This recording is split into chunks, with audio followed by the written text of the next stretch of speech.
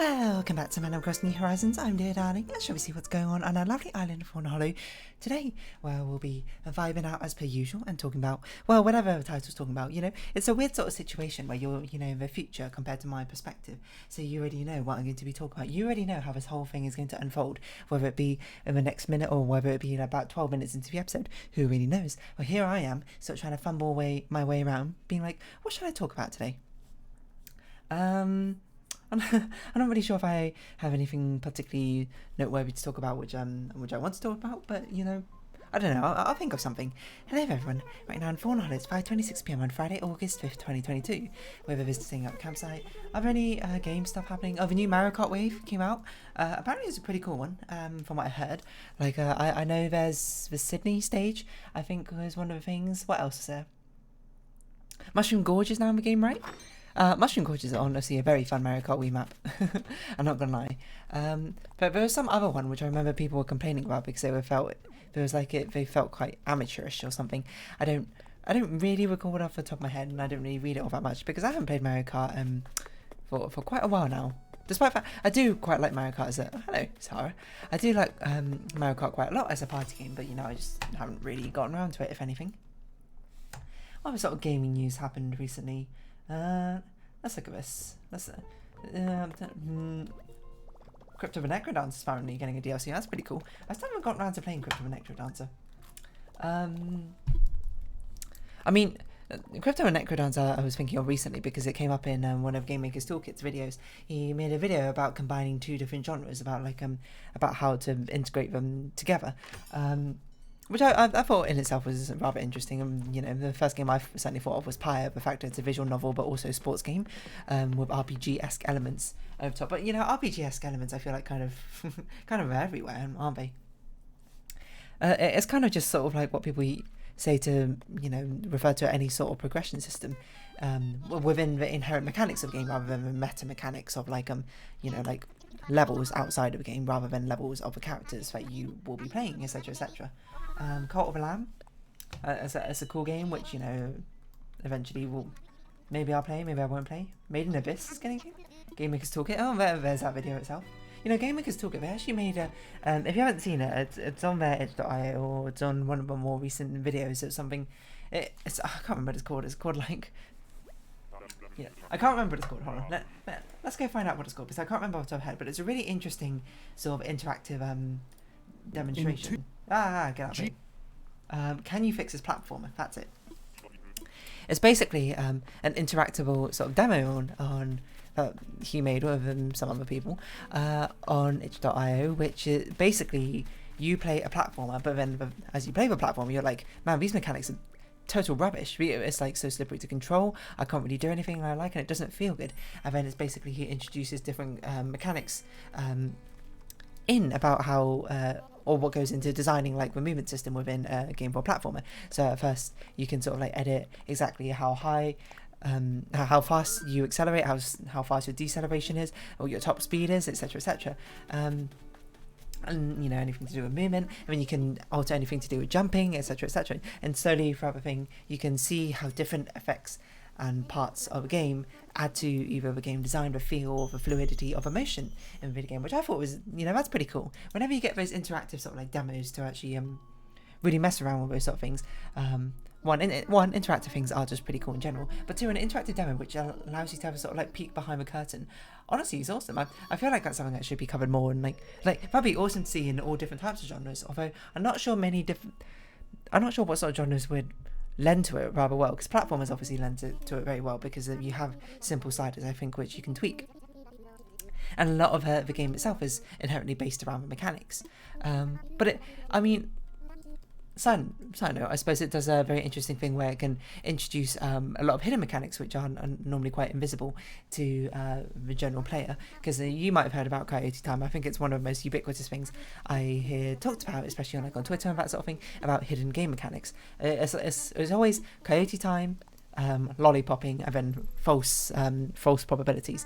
But those are the three mechanics that you always hear about in game design. If you don't know what Coyote Time is, it's based off Wile E. Coyote from the Looney Tunes show, where, you know, he'd have his moments where he's chasing road runner and he like run off a cliff and he just like sort of keeps running for a bit and then he stops and looks down and goes, oh no, and then he falls down. It's based off of that sort of like it's not actually based around hang time, so I guess if anything's a little bit misleading, but it's basically giving yourself extra seconds after leaving the ground to jump, to have a jump command go through. If I was trying to break it down technically, if I was trying to do it a bit less technically, it would basically be like, if you run off a platform, you can jump, there's a short time frame where you can still jump despite not being on the platform anymore, just to give us sort of a little bit of leeway, because if things are too sort of rigidly in place, like your pixels literally have to be on the ground for you to jump, and it can feel kind of frustrating, especially when there's sort of overlap and the delay in the human mind would have taken into account for that sort of fact.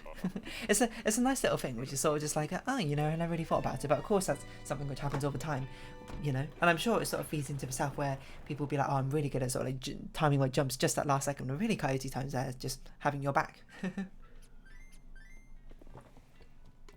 We talk about the game talks about another concept of jump buffering, which is basically if you press jump before you hit the ground, the game will remember that you press jump and will immediately jump when you hit the ground. There's one thing they talked about which I didn't know about, which was about rounded corners on collision boxes, basically as a way to make sure that you don't have to be exactly at the right height to jump on. Oh yeah, hold on, maybe you should actually change your catchphrase, because Deary's your default catchphrase.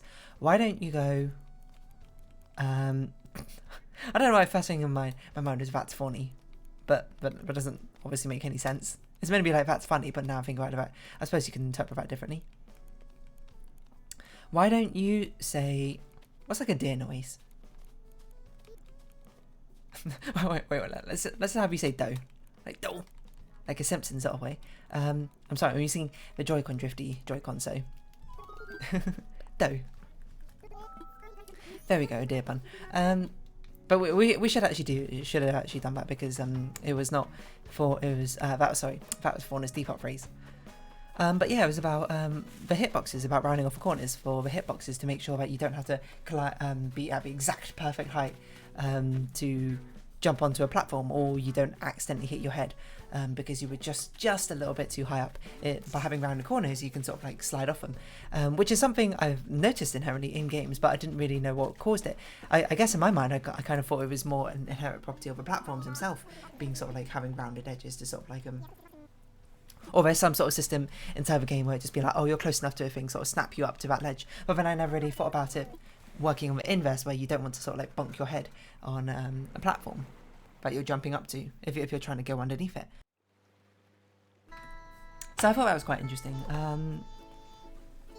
But yeah, there's a lot of hidden sort of game mechanics for the benefit of a player, which you don't often realise, but it's sort of there to help the game feel. The other ones I talked about, lollipopping, is another one which is brought up mostly in MOBAs, especially in League of Legends, because I think that was one of the ones where it was first described. It's a one which people complain about a lot, especially MOBAs, because MOBA's a competitive game. But I'm sure if it happened in a single player game, people wouldn't mind so much, because it gives a really nice sort of game feel. It's basically when you throw a skill shot out, technical terms, when you throw a skill shot out, when the skill shot hits the maximum range, what it will do, instead of immediately dissipating, it will increase its hitbox to basically being a circle around the edge of its range, and then thus it might latch onto things right at the edge of its range, which it wouldn't necessarily latch onto. Hence, it basically makes like a lollipop shape, is what the actual skill shot shape is. And that sort of gives a lot to the game feel of getting those like sort of, because if you didn't do that, then when things hit at max range, there'll be a lot of times where people will complain, being like, that should have hit, but it didn't. And I guess through game design, loss aversion and that sort of thing, people decided that it's a lot better to basically get the feeling to have a lollipopping, because then people will be like, yes, I'm an expert, I hit that, and then be the recipient of lollipop. It's better basically to be the recipient of lollipopping than to be not recipient, but the giver of someone without lollipopping. Basically missing because of something, because without lollipopping, it would have missed. Feels intensely more frustrating than being hit by someone lollipopping, by a skill shot lollipopping and latching onto you when it would otherwise miss.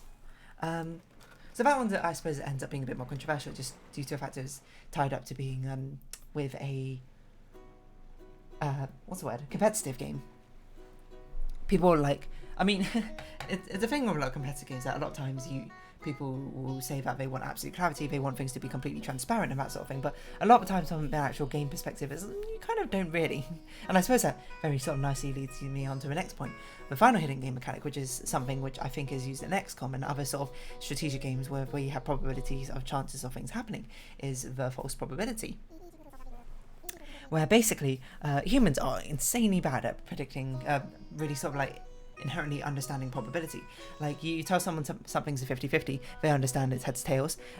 You flip a coin, it's heads, and then you ask the other person, it's something which people fall into quite often, you ask them, what's a probability, what do you think the next coin flip is going to land as, and people would just be like tails, because people like patterns of going back and forth with like equal balance of things. Inherently we understand that a fair coin, if you flip it a lot of times, it will have an equal balance of heads and tails, but we don't really apply that on the short term either. So we only extrapolate out to like general effects rather than thinking of a short term, that because the events are mutually independent of each other, your next flip, it could be heads, could be tails, it's still equal chance again all over. I mean, you can flip 5, it's a thing where like, what's the probability of you flipping 10 coins in a row? Obviously is astronomically unlikely, but then it gets even weirder to think about when you aren't aware, I think, of probability and statistics, is what's the probability of you landing flipping 10 coins in heads in a row if you've already flipped 9 of them heads? And then, I think some people there will fall into the trap being like, it must be astronomically, like, what are the chances of flipping 10 coins in a row? That's so astronomically small, so that must mean that this next coin I flip must be tails, when that's not really how it works. Well, because that's a different situation. It's not flipping 10 coins organically from now. It means flipping 10 coins after you've done 9. So it's sort of just like, what's the probability of you like being able to run a marathon right now? You'd be like, not very likely, unless you are a marathon runner. Pretend you're not, but if you are a marathon runner, I suppose pick some other equally difficult task. And then, the next question, I guess the next question, the analogy would be like, okay, you've run most of a marathon, you're 100 meters away from the finish line. What's the probability of you finishing that marathon now? Inherently, I think people will be like, oh, it's pretty high, I can run 100 more meters, I think I'll be okay. It's basically that same sort of concept, I think, with the coin flipping. Oh, let's not sell that. Why am I even selling stuff that you've got nothing to sell? It's basically, once you've done most of the legwork, you're already in that very tiny probability in the first place. You've already flipped 9 coins heads in a row. That was already astronomically small. Adding one more is not really like... by itself is not what causes the astronomically unlikely sort of scenario. You're already in the astronomically unlikely scenario, which, I don't know, hopefully that clarifies things. Anyway, sorry, to tie back into games, because human beings are very bad at predicting probabilities. Things like 50% equal chance, things we see 70% in our mind, we're like, that's like 95% or something. And if we see something in like 95%, we're like, that's 100%, when they're not, then they're different. 95%, that means still like 1 in 20 times you're going to fail, so still. And because human beings are so bad at, you two seem to be having a moment, human beings are so bad at estimating probabilities or inherently understanding probabilities. A lot of time when probabilities are introduced into a game, they will lie to you what probabilities are. They'll be like, this shot only has a 50% chance of landing, but behind the scenes it's actually like a 70% chance, because when that's just kind of like inherently what we think, and when it's like this shot only has like a 98% chance of landing, it's actually a 100% chance, because that's what we wired it into our brain. And it's not wired into our brain, but because we as human beings, I suppose, make shortcuts and estimations, we're like 98%. That was like, what, 1 in 50 shot that I fail? That's not going to happen. That must be basically 100%. And then, it has a knock-on effect where things become incredibly frustrating, or they don't pan out that way when, the probabilities are actually true. And that's a thing which is most notable in XCOM, because I think it was the XCOM developers who talked about it, that they have like an expert mode in the game, which people are just like, oh, it's just plain unfair. When really in expert mode, while yes, things are harder in expert mode, one of the big things that they change in expert mode is all the probabilities they tell you are legitimate, the actual probabilities.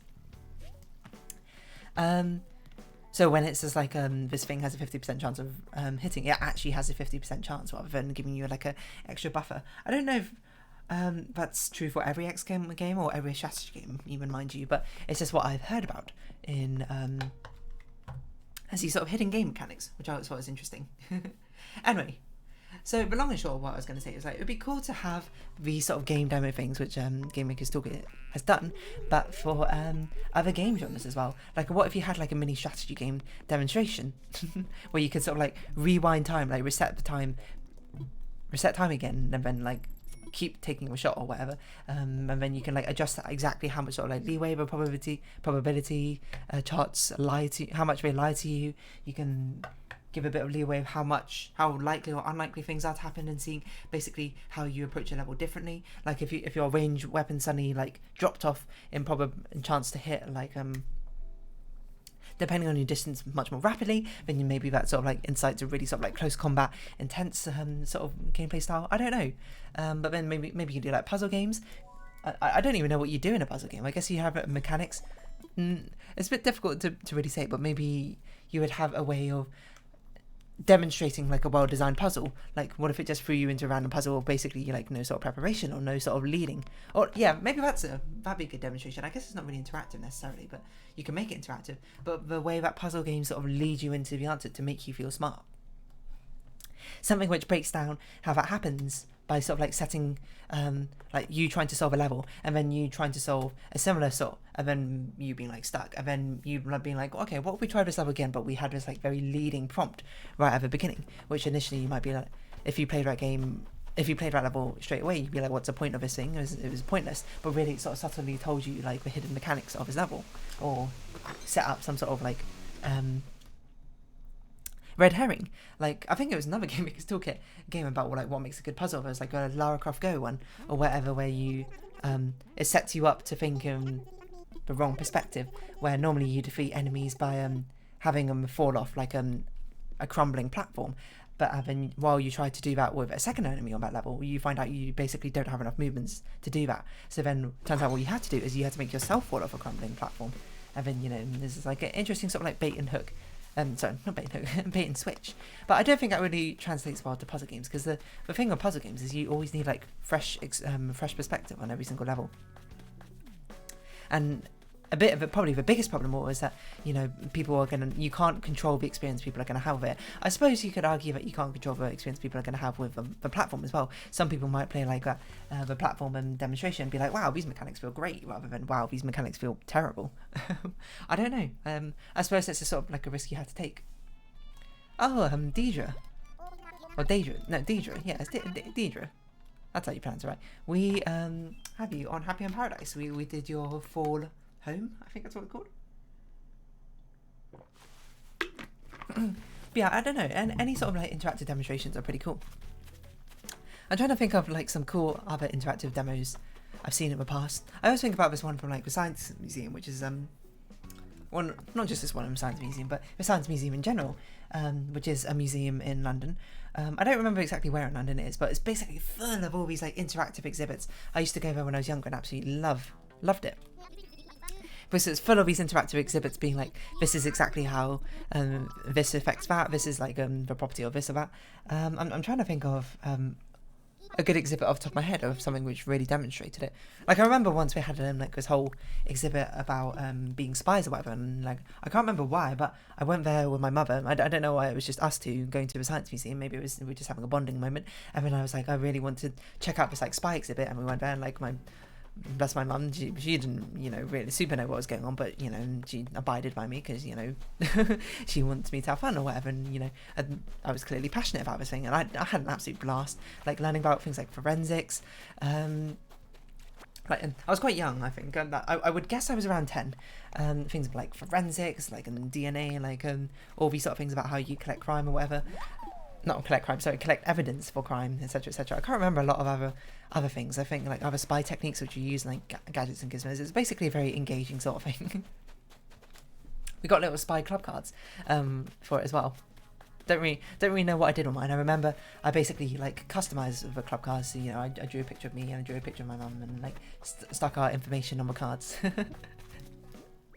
But yeah, I mean, the Science Museum is basically the whole walking. It's a working interactive exhibit. The entire thing is basically all interactive, showing you cool different things. I'm really struggling to think of something off the top of my head. It's been a very long time since I've been to a science museum. But they often have really cool things. I remember there was this one about, I can't remember what it was about, but it was basically like a sort of giant lava lamp thing where you like push down to create air bubbles, and it was something about a demonstration of like how a bigger force, you know, results in like a bigger bubble, so, you know, it was like more pressure, or that doesn't really make sense. I can't remember, it was something like that. There's also this one, like, I don't know how, like, it was installed and people didn't just completely ruin it entirely. I guess there was a lot of people like sort of supervising it. There was basically just like a load of grain or something. It was I think it was a process of how grain was ground.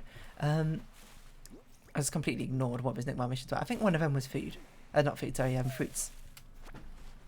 And it was like a process of grain, like you could turn like this little hand crank thing, and it would have like a conveyor, well, not a conveyor belt system, but like a scoopy cup conveyor belt system of like lifting it up to a higher place, like having this grain right you're meant to sift through, and all the kids are sort of like reaching into there with their hands, which you probably wouldn't see be sort of like post-pandemic situations, or, you know, still pandemic situations, sort of like sifting through all the grains. It's wild. I don't know, it was super fun though.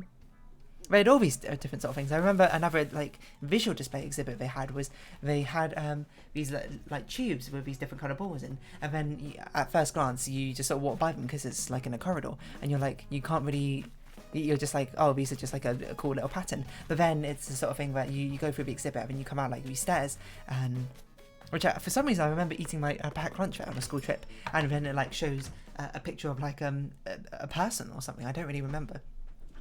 And it was just like, oh, you know, it turns out, you know, it's basically kind of like how computer screens work. Like, these are like mini pixels, etc. You know, I remember seeing that and being like, whoa, that's crazy. I don't know why I'm here. I'm meant to be at Nook's Cranny. I'm trying to think of other things. But they always have like these sort of like touchscreen like computer games around the place. I remember as well. There's one of them which was about recycling, like working in a recycling plant. I don't really remember much about it except for sorting through recycling and like having to press the buttons at the right time to make sure it got sorted.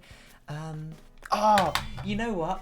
Oh, this is so nostalgic, which I can't believe I forgot about. I don't know where this is, but I think it's still in the Science Museum. But it was talking about how different like things and beings walk and move. And I remember when I was very young, it had like, what it basically was, it was like a load of lights in the ground, with the lights shaped as different like creatures, like footprints.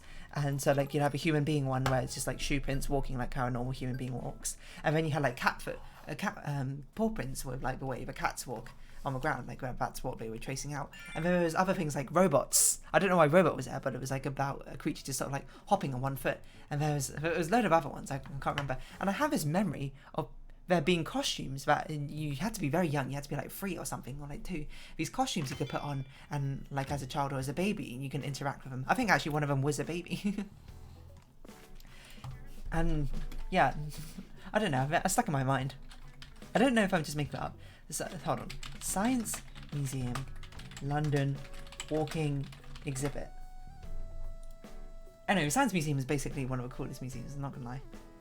Oh, I don't know what to search. Science Museum. What about interactive exhibit? And it might just be I remember all the interactive ones a lot more than I remember the non-interactive ones. I'm trying to look at this stuff and see if I remember this stuff from last time I went there, but you know, it has been a very, very long time and it's far more upgraded. Oh yeah, looking at this one, I remember there was like it was basically like a whole puzzle section. I wonder if it like spawned one of my loves of puzzles, where basically, you know, the things where you put like with cubes together, you had to make a cube with all these like weird sort of shapes, etc, etc. I remember there was this one, there was like this big sort of center table in the middle of a museum, and there was like this old lady. Oh, actually, there was a lot of helpers, but like there was this like, in my mind she's an old lady, but now I think about it in reflection, I think she wasn't that old. I think she was like 45 or something, so you know, middle-aged, or middle-aged, later middle-aged lady. Hello, Colonel J. Doing this exhibit, and my sister was there, and like she was talking to my sister about basically how you build this like 8x8 wooden cube from all these different pieces, and she was demonstrating it from like a story, and I only listened to it like part way through, and there was just like it was a story about the 3 bears, and I remember like at one point baby bear sits on daddy bear's lap, and then like walk goes up the stairs watching TV. I don't remember, there's a whole story about it so that she can remember exactly where each of her pieces go, and I remember looking at it and being like, whoa. Apparently I was telling my family that I absolutely loved that exhibit, and you know I was very good at it. So maybe that's part of what spawned my very sort of like logical and curious mindset. I don't really know. I don't really remember all too well, but okay. Oh, I remember this one. This was like but this is like a very new exhibit, the Who Am I exhibit. Last time it was very new. Last time I went, but I remember the screen, like a screen you walk up to. It's like a white screen, and then it like carves out your silhouette with a load of red dots or something. Oh, 2010. The last time I went was in 2010? 13. There's another one about fear I remember as well, about testing your fear. It was like a screen, and it was just like, reach your hand into the hole and start feeling around the things. And it did it in such a creepy way that it was meant to sort of like make you sort of jump and flinch at every different opportunity. But I remember feeling around, and I was genuinely actually quite scared of it because I was like 8 or something. But it was just like a load of gears in the inside of a thing.